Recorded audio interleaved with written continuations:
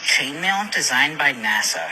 Why is it that every time I hear about something that NASA has designed, it has nothing to do with aeronautics or space? Ugh, fine, Saiga, I'm getting up. I'm gonna say the smart things in front of the phone camera.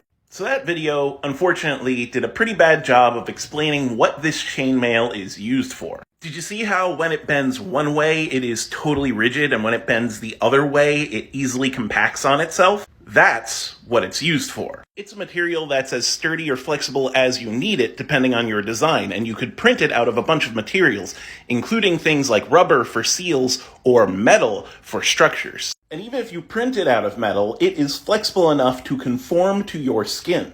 And why do we need this in space? Well, up until now, whenever, the space station needs repairs, we load a bunch of prefabricated parts onto a space shuttle and send it up there, and that is expensive and fuel inefficient.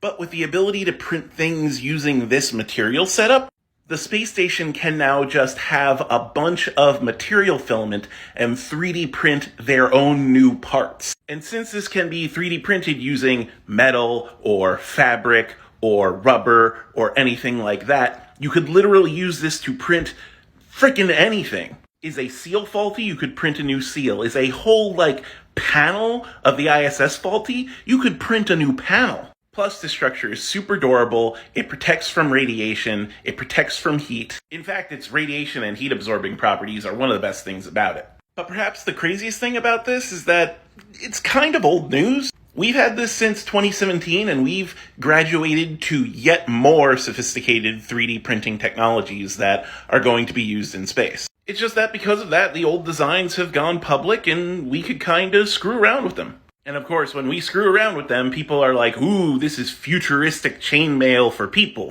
But really, this is an amazing step toward 3D printing machinable parts. You're not going to be wearing that chainmail. The space station is going to be wearing that chainmail.